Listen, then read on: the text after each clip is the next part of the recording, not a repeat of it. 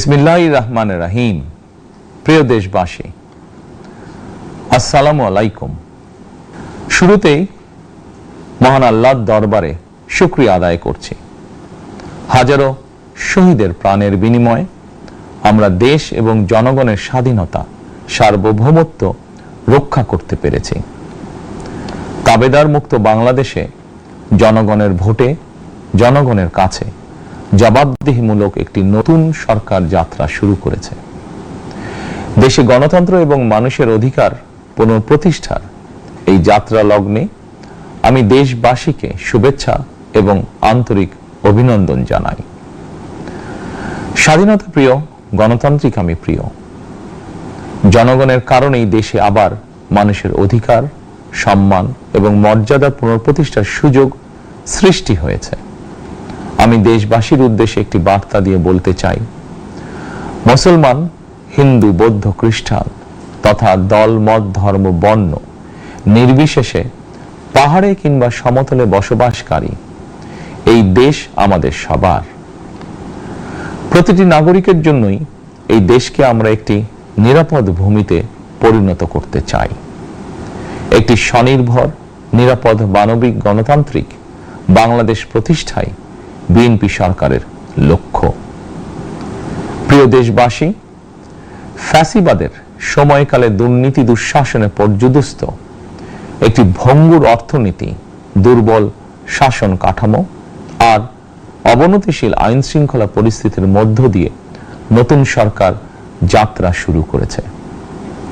আইন শৃঙ্খলা পরিস্থিতির উন্নয়ন এবং কঠোরভাবে দুর্নীতি নিয়ন্ত্রণের মাধ্যমে জনগণের মনে শান্তি, নিরাপত্তা ফিরিয়ে আনাই হচ্ছে আমাদের সরকারের প্রধান অগ্রাধিকার।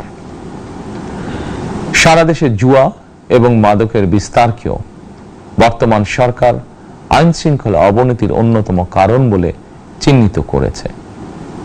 সুতরাং জুয়া এবং মাদক নিয়ন্ত্রণে আইন শৃঙ্খলা বাহিনী সব রকমের কঠোর পদক্ষেপ গ্রহণ করছে। জনজীবনে শান্তি ও নিরাপত্তা নিশ্চিত করতে সরকার সর্বোচ্চ উদ্যোগ গ্রহণ করছে। দেশের প্রতিটি সাংবিধানিক এবং সরকারি, বেসরকারি প্রতিষ্ঠান চলবে বিধিবদ্ধ নীতি নিয়মে। দলীয় কিংবা রাজনৈতিক প্রভাব, প্রতিপত্তি অথবা জোর জবরদস্তি নয়। আইনের শাসনই হবে রাষ্ট্র পরিচালনার শেষ কথা। প্রিয় দেশবাসী, আগামীকাল থেকে সারা দেশে শুরু হতে যাচ্ছে পবিত্র মাহে রমাদান।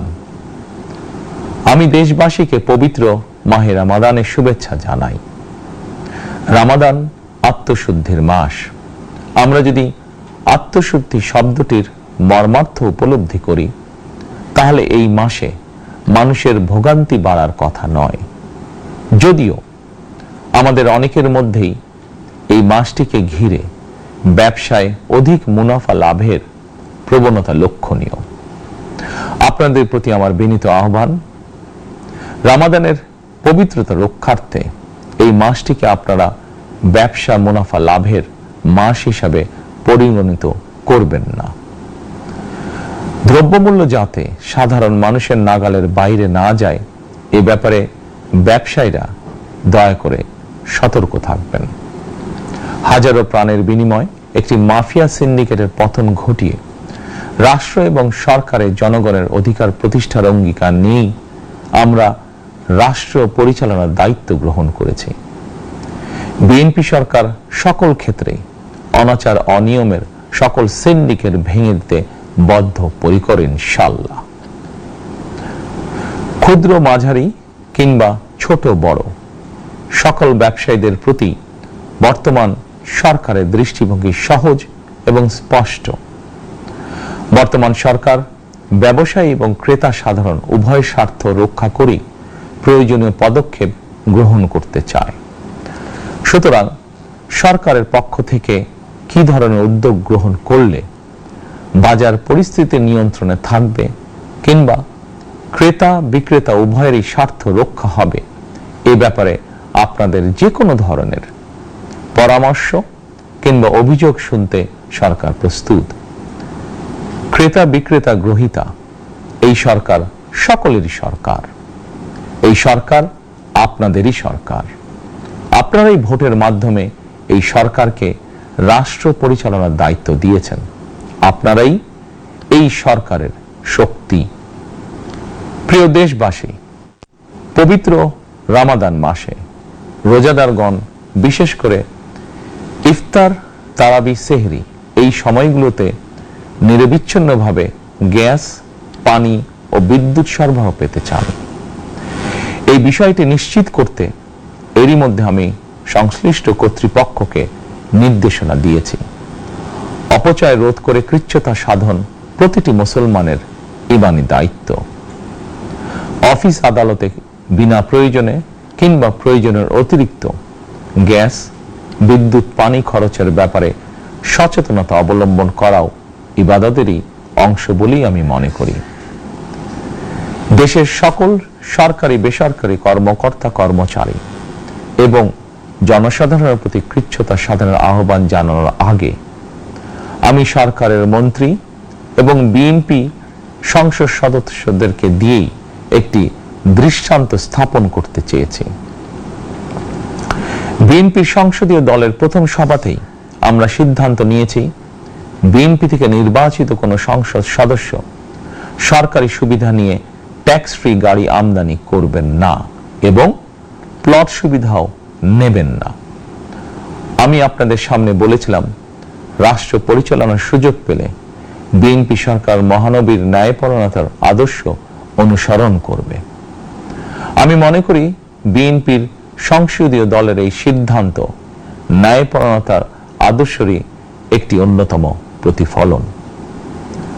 প্রিয় দেশবাসী, বিভাগীয় শহরগুলিতে বিশেষ করে রাজধানী ঢাকায় যানজট অত্যন্ত নিয়ন্ত্রণহীন। হাটে মাঠে ঘাটে, অফিস আদালতে জনগণের ভোগান্তির শেষ নেই। জনজীবনের নানা ক্ষেত্রে জনদুর্ভোগ লাঘব করা না গেলে জনমনে স্বস্তিও ফিরবে না। রাজধানীতে জনসংখ্যার চাপ কমাতে বিকল্প ব্যবস্থা গ্রহণ করা জরুরি হয়ে পড়েছে। মানুষ তার নিজ জেলায় কিংবা নিজের বাসা বাড়িতে থেকেও যাতে সহজভাবে সঠিক সময়ে অফিস, আদালত, ব্যবসা বাণিজ্য করতে পারেন, সেই লক্ষ্যকে সামনে রেখেই সারা দেশে রেল যোগাযোগ ব্যবস্থা ঢেলে সাজানোর উদ্যোগ নেওয়া হচ্ছে। এই পরিকল্পনার অংশ হিসাবে প্রথমেই রেল, নৌ, সড়ক এবং সেতু মন্ত্রণালয়ের কার্যক্রম পুনর্বিন্যাস ও সমন্বয় করা হচ্ছে।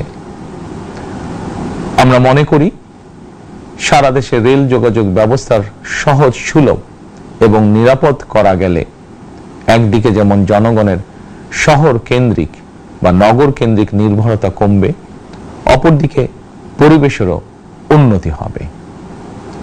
প্রিয় দেশবাসী, আমাদের চারপাশে সমস্যার শেষ নেই, তবে সমস্যার পাশাপাশি সম্ভাবনাও কিন্তু কম নয়। আমাদের বৃহৎ জনগোষ্ঠীকে যদি আমরা দক্ষ জনশক্তিতে রূপান্তরিত করতে পারি, তাহলে এই জনসংখ্যাই হবে আমাদের জনসম্পদ। আমরা নিজেদেরকে দক্ষ করে গড়ে তুলতে পারলে শুধু বাংলাদেশই নয়, বিশ্ব বাজারও আমাদের জন্য উন্মুক্ত। তথ্য প্রযুক্তির সিঁড়ি বেয়ে বিশ্ব এখন কৃত্রিম বুদ্ধিমত্তার যুগে প্রবেশ করেছে। প্রযুক্তির এই প্রতিযোগিতামূলক বিশ্বে সম্মান এবং স্বচ্ছতার সঙ্গে টিকে থাকতে হলে আমাদেরকে কোনো না কোনো একটি বিষয় বা কাজে পারদর্শী হতে হবে। দেশের কোটি কোটি শিক্ষার্থী এবং তরুণ যুবশক্তির উদ্দেশ্যে বলতে চাই, মেধায়, জ্ঞানে, বিজ্ঞানে নিজেদেরকে যোগ্য করে গড়ে তোলার জন্য যত রকমের সহযোগিতা দেওয়া যায় সব রকমের সহযোগিতা দিতে বর্তমান সরকার প্রস্তুত। কর্মসংস্থান এবং কর্ম পরিবেশ নিশ্চিত করার সুনির্দিষ্ট অঙ্গীকার নিয়ে বর্তমান সরকার যাত্রা শুরু করেছে। প্রিয় দেশবাসী, দীর্ঘ 18 বছর পর দেশে ফিরে গত বছর 25শে ডিসেম্বর আমি বলেছিলাম দেশ এবং জনগণের জন্য আই হ্যাভ এ প্ল্যান।